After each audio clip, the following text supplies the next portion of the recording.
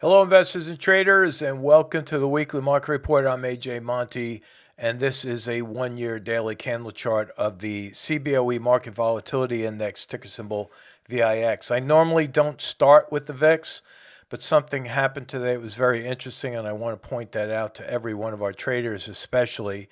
And that is, while the markets were rallying, especially towards the latter part of the day, we had the VIX also rallying. Now, before I get into the intraday chart, let me just show you that my original forecast for the VIX was that we would go lower and then start to move higher. If you take a look at what we have right now, we have 5 red candles in a row. That's known as a stale red light. We're long overdue for a green candle. And with that, we have very close to a hammer pattern, which is bullish. And remember, this is the VIX, and for the most part, it's inversely related to the S&P. In addition to that, take a look at the wide divergence between the K and the D. I often talk about the stochastics, but most importantly, if you look at these divergences in the past, when that blue line, which is the percent K, moves far away from the red line, which is the percent D, we generally get reversals. See, back here we saw the same divergence between the K and the D, and shortly thereafter we had that big pop in the VIX. Well, what do we have right now? Again, another big wide divergence that matches what we had back here. Now, with that, I do believe that the VIX is going to rally early next week. Now, please remember that this is not a guarantee that the markets are going to drop, nor is it a guarantee that the VIX is going to rally. We have to look at the charts and say, okay, what's the probability of these things occurring? And as I look at the charts, I have to go by the charts. I cannot go with my personal opinion. I do have personal opinions on the geopolitical front, but I don't have any opinions on the charts. I'm just reading the charts as we see the signals. And if you look back here, we had a series of highs that was broken, and that is known as role reversal. Former resistance back here and here, once broken right there, turns to support. So we're reaching this level of support on the VIX. So keep that in mind. It's why I started with the VIX. And if you look intraday, this is what I was talking about. Intraday, right up until the end part of the day, right around 11:45, while the markets were rallying, the VIX was also rallying in an intraday uptrend. So this is something you don't normally see, which in some instances will even create some confusion here coming into early next week. But I'm going to go with the VIX, and I'm keeping that upside target up there at 34.66. One other thing with regard to the options, if you look at the November option, the open interest is phenomenal right here. Look down below, and you'll see the $50 strike price currently has an open interest of over 300,000 open interest. And look at all the open interest on the calls moving at the higher strike prices. We don't see anything like that on the puts. Now, you don't have to be an options expert to understand what I'm about to say here, but I wrote a white paper for the MTA talking about pin pressure. And it is a fact that prices move towards the open interest that has the highest level. So right now, high open interest here at the 35, high open interest at the 40, super high open interest at the 50. And again, if we go back and look at the chart at those levels, starting at the $35 strike price, well, what is that? That brings us right to my target of 34.66. So that is the VIX. Now, on the other side of the coin, we have the S&P. The downside target obviously was not hit, but I am going to keep that downside target and then give you a little bit of interim forecast here early next week and into mid next week. What I'm going to do is I'm just going to draw a green dotted line right at my target. I do believe that we will hit that. We might hit that before midterm elections. We'll have to see. But there's a lot going on pre-midterm elections. You see a lot of manipulation. That's what happened today. We had just talk of the Fed not hiking 75 basis points. That is not easing, folks. If the Fed is not going to aggressively hit the interest rates, then that is taken as bullish. But we're still going to have to increase interest rates to get ahead of inflation. The Fed is still behind the curve on that. I'll get to that in a little bit. But we have a bullish engulfing candle right here on the S&P, which is the SPY ETF. And we have a resistance right above that. So for next week, because of that bullish engulfing candle, I think we could go up just a little bit like that. And then I'm going to continue down with a longer term target. See, what I'm doing here is I'm basically keeping that same angle, but I'm projecting that out. That's going to bring us right around the midterms right here. This is going to be a very interesting time as we approach that election, and then we're going to have to see what happens after that. So that's SPY. If I look at the diamonds, you'll see right here, it's going to be pretty much the same scenario. Bullish engulfing. This one broke out over resistance here. The next resistance is going to be this gap fill. I don't think we're going to hit that, but that's going to be a resistance point. I do think, however, that will come up and then come right back down. I will be keeping that longer term downside target down here. I don't want to confuse anybody with all the targets, but option traders need to know this for adjusting their spreads. And if you're part of our Option Oracle Trade Alert service, every single one of the positions that we have right now are doing extremely well. The large majority of positions we've taken over the course of the year have made money. We are negative delta, which means we're still geared up for a bear market with bearish positions, and those are looking very good. So the option traders need these support and resistance levels to help them adjust their positions. And if you're an option trader, shout out in the comments field down below. Love to hear from you. I know we have a lot of questions coming in.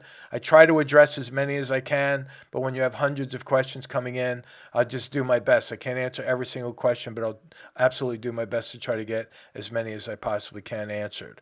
All right, so that's DIA. Again, upside target, 314.78, and then right back down where we are right now, right around 304.34. So that's DIA. If I look at the IWM, which is the Russell 2000 ETF, this one's a little bit different. Does not have a bullish engulfing candle. Nope, it was a green candle on higher volume. Oscillators are starting to go up, but that is not a bullish engulfing. So we could see a test of that resistance high right there. I'll leave it at that, and then again, still leaving that downside target for a longer period of time, right around the midterm election week.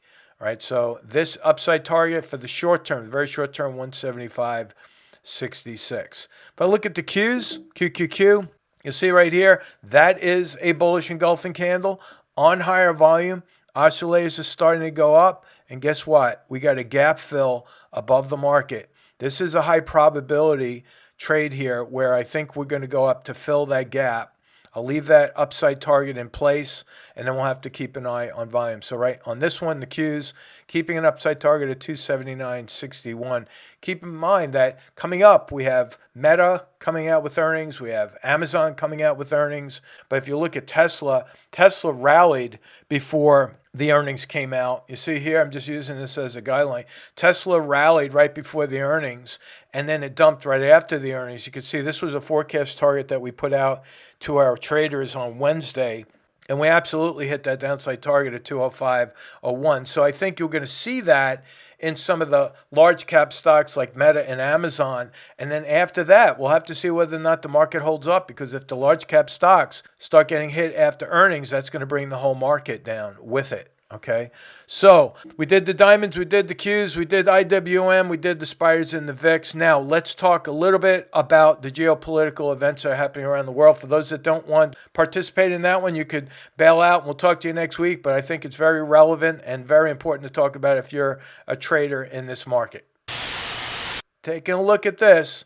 Very interesting. Last Friday, this came out after I'd already recorded the market report. We have a problem going on in the Mississippi River. Water levels are at record lows on what is one of the main arteries for delivering products and goods, especially when it comes to agriculture. So these barges are stacking up, and that is not going to help the supply chain. Now, going to energy, look what's happening. This came out on October 17th.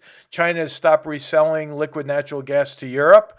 Right, so there's the crisis magnifying right there as we come into the winter months. You can see off the coast of Spain, the ships that are carrying the liquefied natural gas are unable to get into port. This is baffling to me, because why wouldn't they? It's not like the ports are shut down like they were in COVID in China and out in Long Beach in California. This is just popping up in sequence with what we're seeing around the world. Again, liquid natural gas seems to be under attack, and I'm going to get to that in a little bit. Now, look at this. Moscow still hitting the energy system. Right now, Ukraine is down, I think, 30%. Last report, their electric grid is down by 30%. So that's going to put a hurting on the citizens there. And you can see with the cost of freight rates for LNG going up, and eventually this is going to contribute to higher inflation down the road.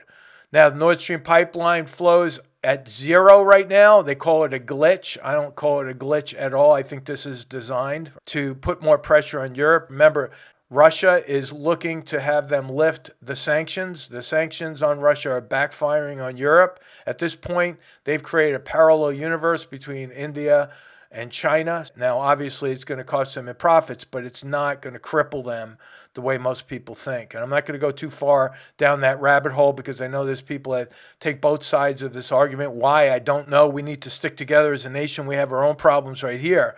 However, if you look right now at what's happening in the U.S., again, how natural gas prices rising will eventually affect our inflation numbers. Don't buy into the story that the Fed is going to start easing. They're not. Yeah, the talk of them not hiking as high as they originally announced is not easing. So that's why the markets rallied. So be careful of that, as you may get caught in a bull trap before you know it. And I think eventually, after we hit those resistance highs, I think we're coming right back down. We're still in a bear market. Now, this is where we start to get a little bit more serious, because this is a national security issue right here.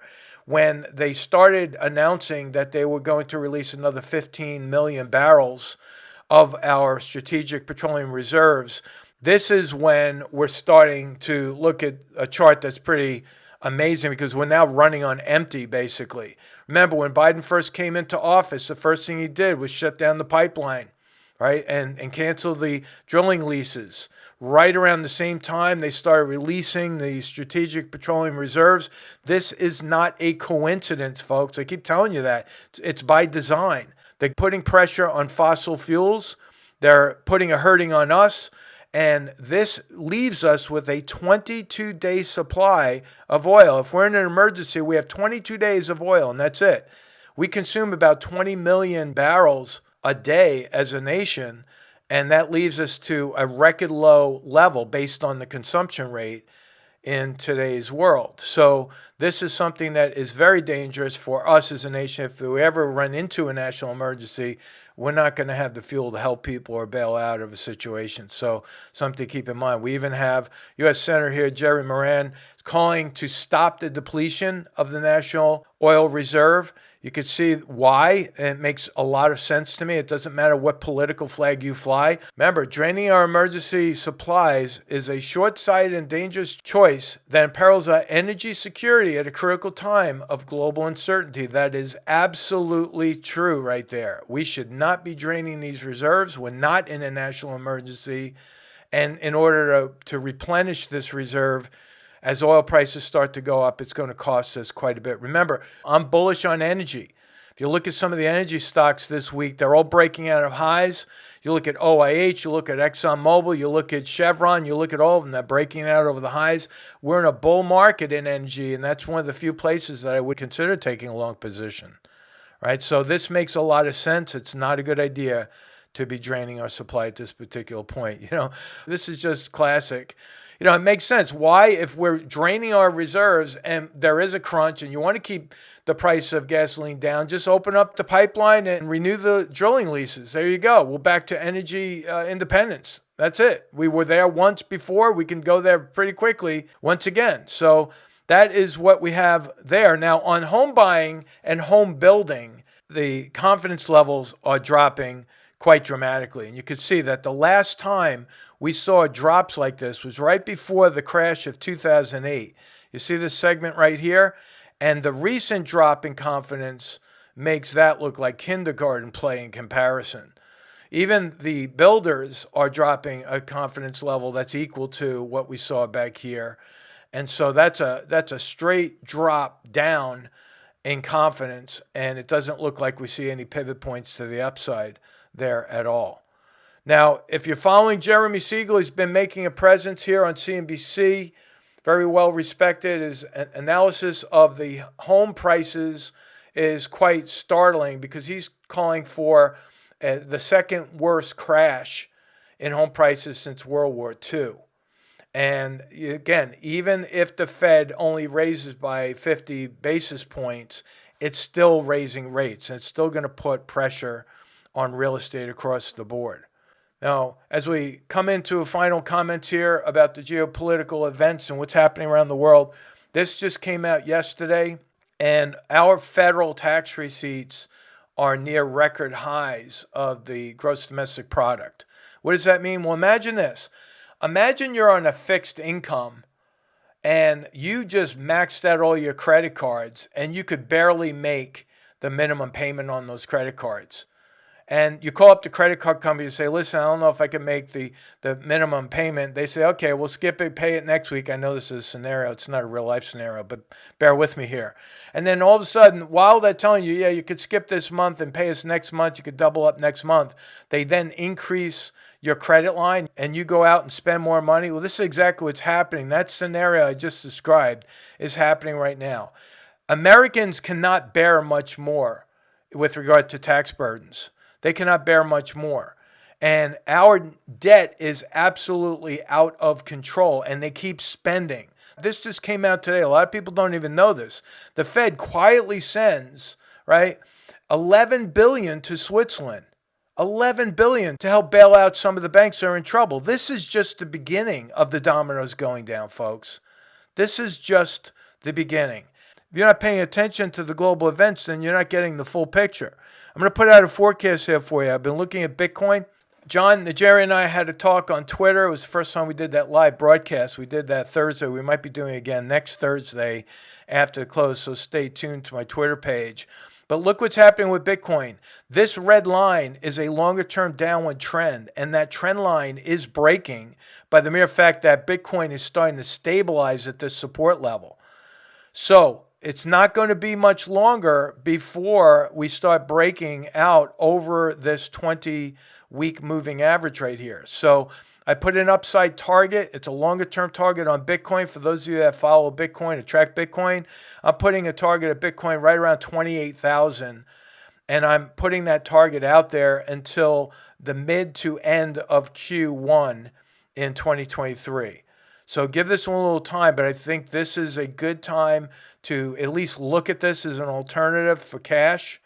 Just giving you some suggestions here. I'm telling you what I'm going to be doing, and I'm giving you the first shot to go do it. By the way, if you ask any of our members, I never trade ahead of the trade alerts that I put out. I always give our members a chance to do that first, and then I come in and I'll make the trade. But I'm trading like our members are. And it's very rare that you even run into analysts that are actually trading, putting their money where their mouth is. You know, I have skin in the game just like a lot of you, and I take this very seriously. I hope you do too. This is not for entertainment purposes. This is technical analysis. And like I say, over and over and over again, I'm not going to be right all the time, but I am right most of the time. And we may not have hit the majority of our targets this week, but I think we eventually will. You know, bear with the charts. Make sure you're managing risk. Follow the news, but dig for the news. Don't just turn on television and expect the news is going to slap you in the head. You have to go out there and search for it, hunt for it, and then make sure you draw your opinions from what you're seeing and then finalizing that with the confirmation on the charts. So that's it for this week, folks. Have a great day. Please make sure you like and subscribe and comment. Absolutely. I'm doing my best, like I said, to answer all the questions and the comments that come out. I can't get to all of them, but thank you, because that's helping us drive the video and this channel through the YouTube algorithm. And we're getting on the menu, which is why we're seeing more and more people watching the video each and every week. So again, thank you, folks. We'll talk to you next time. Bye-bye. As traders, we are beholden to forces greater than any one person. Forces that can lift spirits or leave scars. There are those who passively resign to their fate, leave their decisions to others, and let the chips fall where they may. And then there are the rebels, a battle-tested team of expert technical analysts astute educators, tactical momentum traders, crypto connoisseurs, and the select few who take the market head-on so that they may have a say in their own destiny. Guided by the mantra, discipline dictates action. Discipline dictates action. Discipline dictates action. Today, we rebels gather, a community of mavericks, forging a path through the ups and downs on our own terms. Welcome to the rebellion.